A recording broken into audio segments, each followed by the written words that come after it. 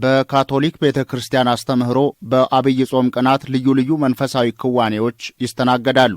በቁምስናው ካነጋገርናቸው ምዕመናን መካከል አቶ አየለ ሲስቶ፣ አቶ ሽበሺ ግዛውና መምህርት ገነት ገብረ ማርያም ከጾሙ የመጀመሪያ ሳምንት ጀምሮ ዘወትር ረቡዕና አርብ የመስቀል መንገድ ስግደት ሲያከናውኑ መቆየታቸውን ተናግረዋል። በጸሎትና በንስሐ ይህን አብይ ጾም እናሳልፋለን።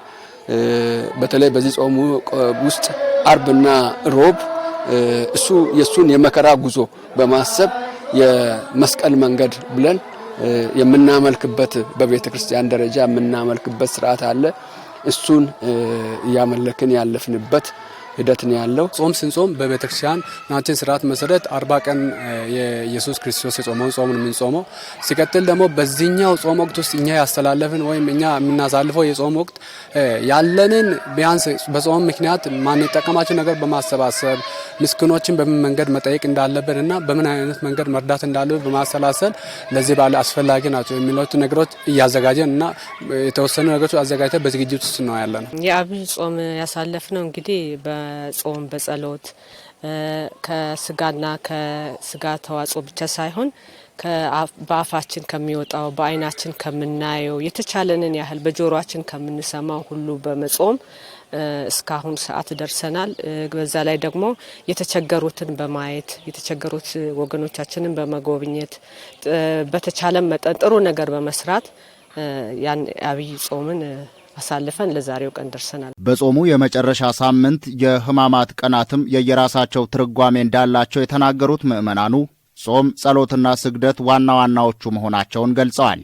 ዛሬ ይኸው የስግደት በዓልን ያከበርንበት ነው። የመጨረሻው የሕማማቱ ሳምንት መጨረሻ ይህ በስግደት የሚጠናቀቅ ነው የሚሆነውና ትልቁ መልእክት እንግዲህ እግዚአብሔር እኛን ከሰይጣን እጅ ከጨለማ ያወጣን እኛ በበደልነው እኛን ቀጥቶ ሳይሆን በቃሉ ይቅር በማለት ብቻ ሳይሆን ራሱ ሞቶ ነው፣ ራሱ ተሰቃይቶ እሱ መከራ ወስዶ ነው።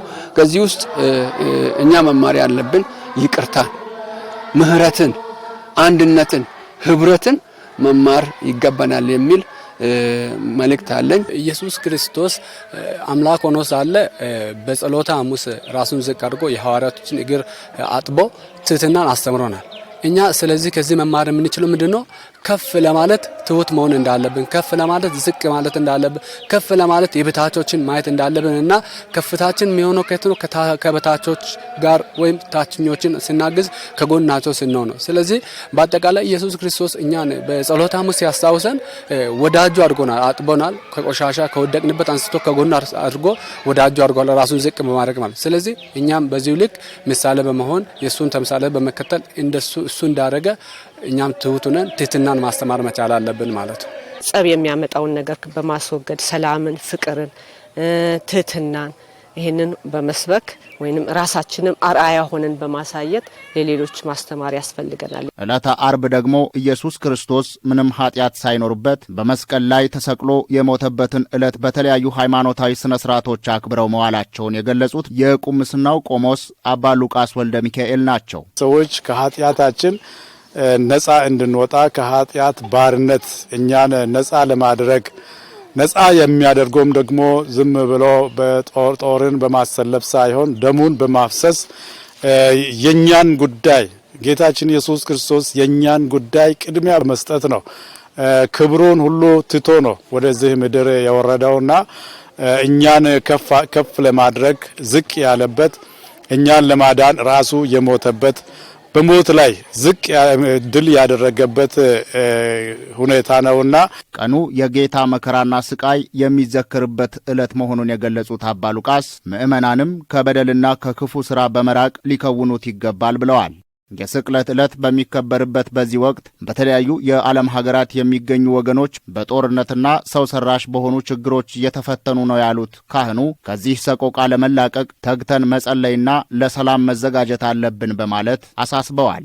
ሰላም ለሁሉም ያስፈልጋል።